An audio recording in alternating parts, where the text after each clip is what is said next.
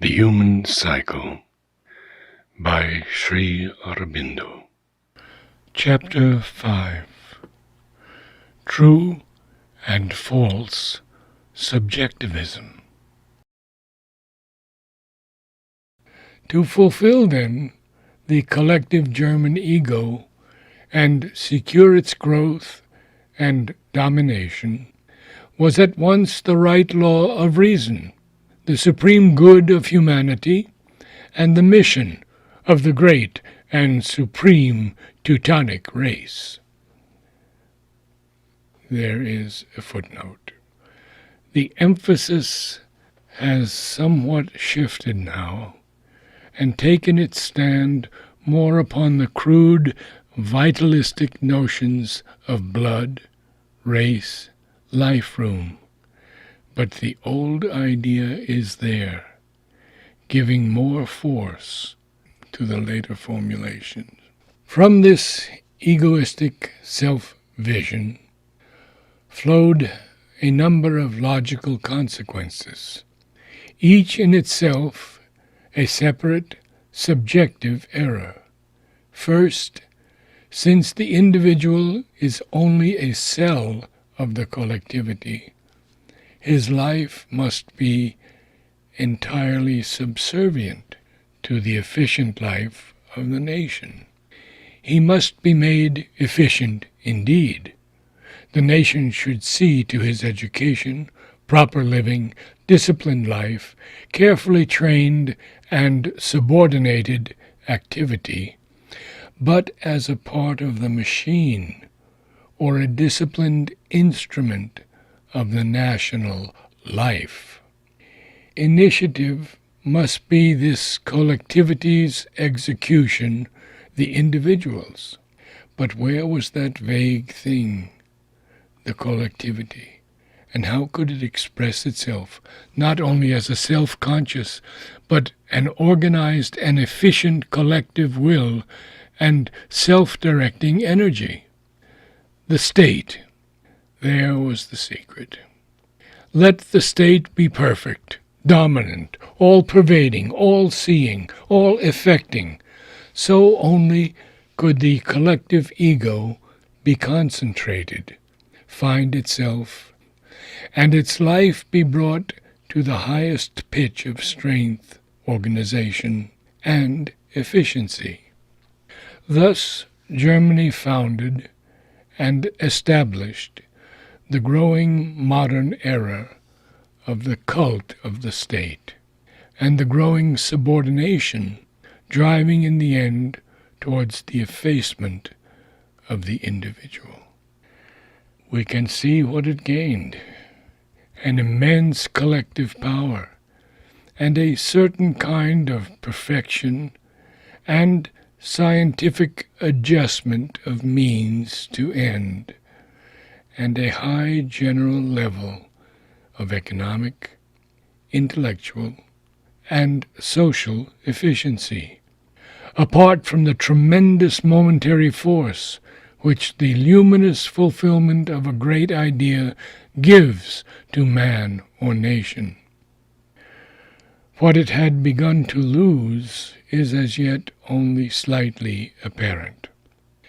All that deeper life, vision, intuitive power, force of personality, psychical sweetness, and largeness, which the free individual brings as his gift to the race.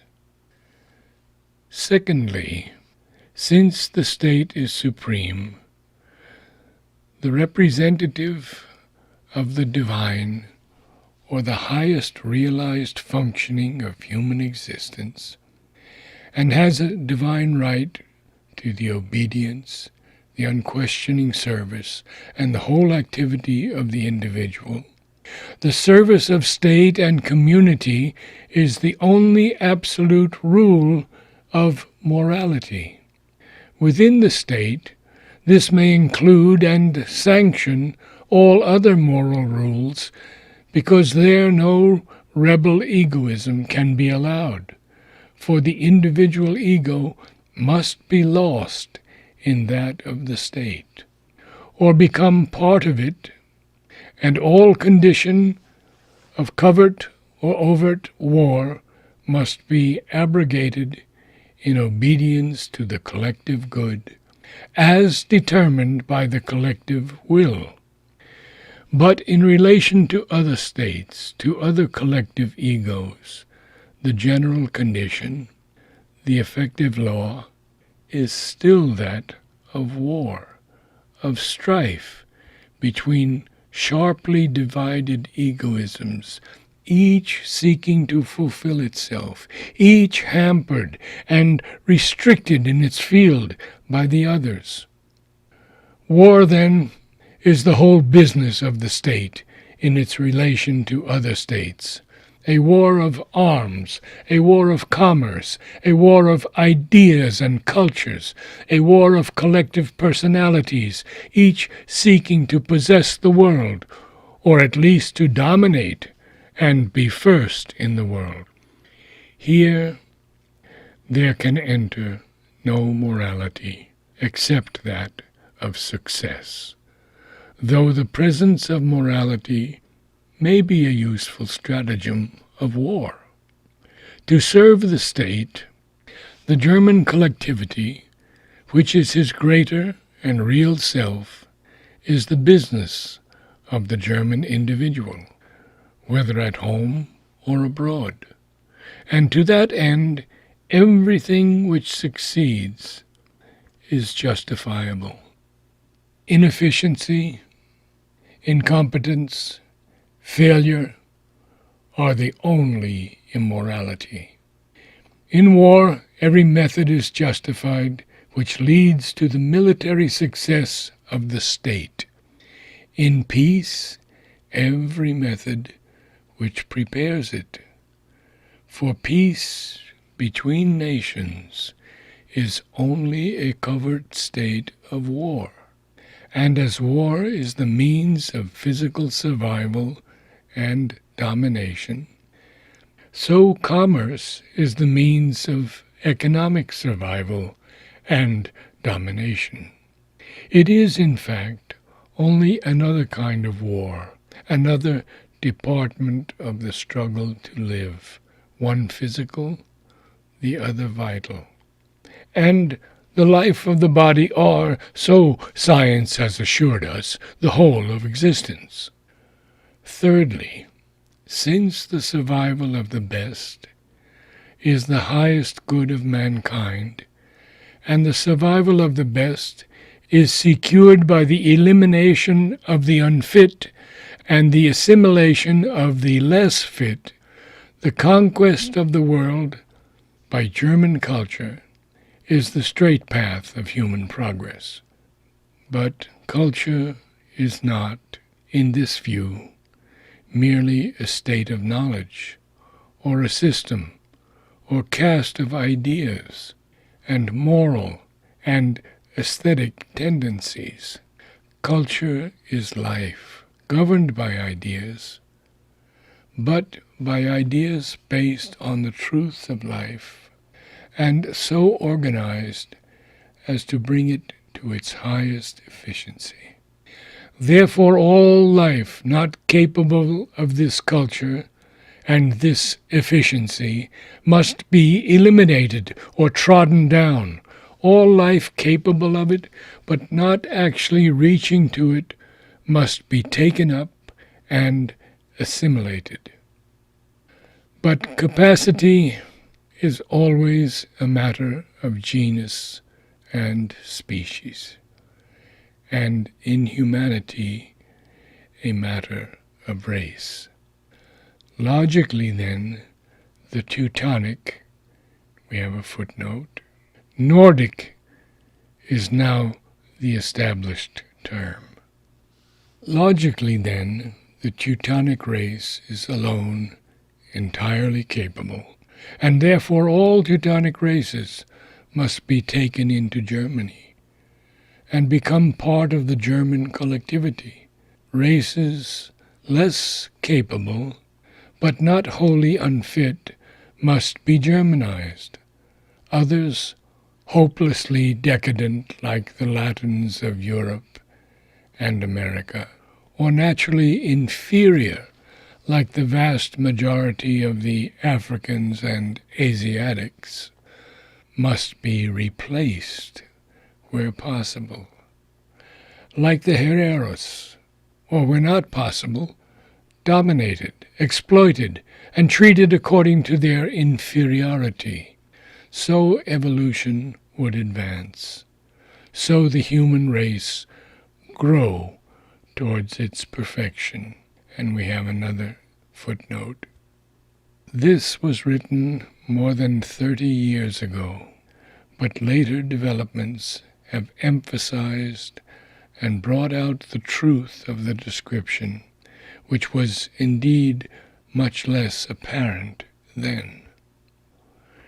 We need not suppose that all Germany thought in this strenuous fashion, as it was too long represented, or that the majority thought thus consciously, but it is sufficient that an energetic minority of thinkers and strong personalities should seize upon the national life and impress certain tendencies upon it, for these to prevail practically, or at the least to give a general trend subconsciously, even where the thought itself is not actually proposed in the conscious mind. And the actual events of the present hour seem to show that it was this gospel that partly consciously, partly subconsciously, or half articulately, had taken possession of the collective German mind. It is easy to deride the rigidity of this terrible logic, or riddle it with the ideas and truths it has ignored. And it is still easier to abhor, fear, hate, and spew at it, while practically following its principles in our own action with less openness, thoroughness, and courage. But it is more profitable to begin by seeing that behind it there was and is a tremendous sincerity, which is the secret of its force, and a sort of perverse honesty in its errors, the sincerity which tries to look straight at one's own conduct and the facts of life, and the honesty to proclaim the real principles of that conduct, and not, except as an occasional diplomacy, profess others with the lips while disregarding them in the practice. And if this ideal is to be defeated, not merely for a time in the battlefield and in the collective person of the nation, or nations professing it, as happened abortively in the war, but in the mind of man, and in the life of the human race, an equal sincerity and a less perverse honesty has to be practiced by those who have arrived at a better law. The German gospel has evidently two sides, the internal and the external, the cult of the state, nation, or community, and the cult of international egoism. In the first, Germany, even if for a time entirely crushed in the battlefield, seems to have already secured the victory in the moral sense of the human race. The unsparing compulsion as against the assistance of the individual by the state, and we have again footnote, not always in the form of socialism, Bolshevik communism, or fascism. Other forms of government that are nominally based on the principles of individualistic democracy and freedom have begun to follow the same trend under the disguise or the mere profession of its opposite. The unsparing compulsion as against the assistance of the individual by the state, for his and the common good, of course. But who professes to compel for harm? It is almost everywhere either dominant or else growing into a strong and prevailing current of opinion. The champions of individual freedom are now a morally defeated and dwindling army who can only fight on in the hope of a future reaction or of saving something of their principle from the wreck. On the external side, the international, the battle of ideas still goes on. But there were from the beginning ominous signs, and we have a footnote 8 here. The League of Nations was at no time a contrary sign. Whatever incidental or temporary good it might achieve, it could only be an instrument for the domination of the rest of the earth by Europe, and of all by 2 or 3 major nations. And now, after the physical war with its first psychological results is well over, we are already able to see in which direction the tide is likely to flow. War is a dangerous teacher, and physical victory leads often to a moral defeat.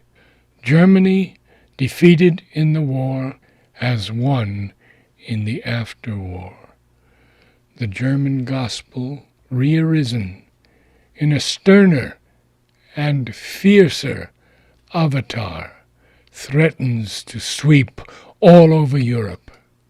It is necessary, if we are not to deceive ourselves, to note that even in this field, what Germany has done is to systematize certain strong actual tendencies and principles of international action, to the exclusion of all that either professed to resist or did actually modify them. If a sacred egoism, and the expression did not come from Teutonic lips, is to govern international relations, then it is difficult to deny the force of the German position. The theory of inferior and decadent races was loudly proclaimed by other than German thinkers, and has governed, with whatever assuaging scruples, the general practice of military domination and commercial exploitation of the weak by the strong. All that Germany has done is to attempt to give it a wider extension and more rigorous execution, and apply it to European as well as to Asiatic and African peoples. Even the severity or brutality of her military methods, or of her ways of colonial or internal political repression, taken at their worst, for much once stated against her has been proved and admitted to be deliberate lies manufactured by her enemies, was only a crystallizing of certain recent tendencies towards the revival of ancient and medieval hard-heartedness in the race. The use and even the justification of massacre and atrocious cruelty in war, on the ground of military exigency and in the course of commercial exploitation, or in the repression of revolt and disorder, has been quite recently witnessed in the other continents, to say nothing of certain outskirts of Europe. And there's a footnote. Witness Egypt, Ireland, India, and afterwards Abyssinia, Spain, China, wherever still man tries to dominate by force over man, or nation over nation. From one point of view, it is well that terrible examples of the utmost logic of these things should be prominently forced on the attention of mankind. For by showing the evil stripped of all veils, the choice between good and evil, instead of a halting between the two, will be forced on the human conscience. Woe to the race if it blinds its conscience and buttresses up its animal egoism with the old justifications. For the gods have shown that karma is not a jest. But the whole root of the German error lies in its mistaking life and the body for the self. It has been said that this gospel is simply a reversion to the ancient barbarism of the religion of Odin. But this is not the truth. It is a new and a modern gospel, born of the application of a metaphysical logic to the conclusions of materialistic science, of a philosophic subjectivism to the objective pragmatic positivism of recent thought. Just as Germany applied the individualistic position to the realization of her communal, subjective existence, so she applied the materialistic and vitalistic thought of recent times, and equipped it with a subjective philosophy. Thus she arrived at a bastard creed, an objective subjectivism, which is miles apart from the true goal of a subjective age. To show the error, it is necessary to see wherein lies the true individuality of man and of the nation. It lies not in its physical, economic, even its cultural life, which are only means and adjuncts, but in something deeper, whose roots are not in the ego, but in a self, one indifference, which relates the good of each, on a footing of equality, and not of strife and domination, to the good of the rest of the world.